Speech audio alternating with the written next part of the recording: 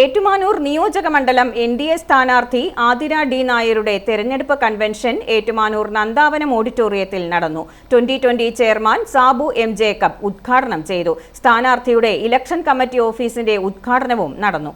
LDF, UDF സർക്കാരുകൾ ഭരിച്ച് കേരളത്തെ തകർത്തു. കേരളത്തിൽ 3.5 ലക്ഷം കുടുംബങ്ങൾക്ക് വാസയോഗ്യമായ ഭവനമില്ലാതെ ടാർപ്പ വിരിച്ച് അതിലാണ് അന്തി ഉറങ്ങുന്നതെന്നും സാബു M. ജേക്കബ് പറഞ്ഞു. കേരളത്തിൽ പട്ടിണിയില്ലാത്ത ഒരു നാടെങ്കിലും ഉണ്ടാകണം. ഈ ഉത്തരവാദിത്വം നിറവേറ്റാനാണ് വ്യവസായിയായ താൻ രാഷ്ട്രീയത്തിലേക്ക് എത്തേണ്ട സാഹചര്യമുണ്ടായതെന്നും സാബു M. ജേക്കബ് പറഞ്ഞു.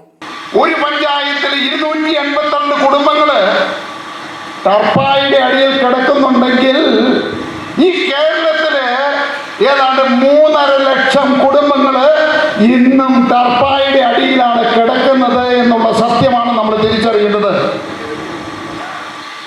അങ്ങനെ ഞങ്ങൾ കണ്ടത് ലോക മനസാക്ഷിയെ ഞെട്ടിക്കുന്ന ചിത്രങ്ങളാണ് കണ്ടത്. അത് ഈ സ്ക്രീനിലിട്ട് കഴിഞ്ഞാൽ നിങ്ങൾ എല്ലാവരും പൊട്ടിക്കരയും. അതാണ് കേരളം.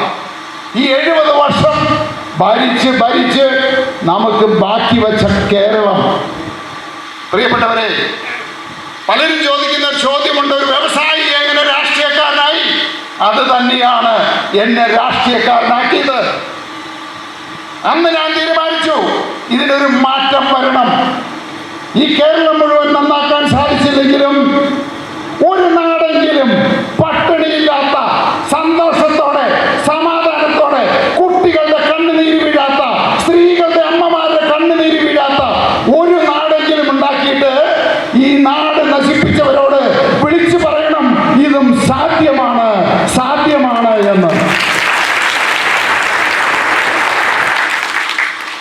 BJP മുതിർന്ന നേതാവ് ഏറ്റുമാനൂർ രാധാകൃഷ്ണൻ അധ്യക്ഷനായിരുന്നു.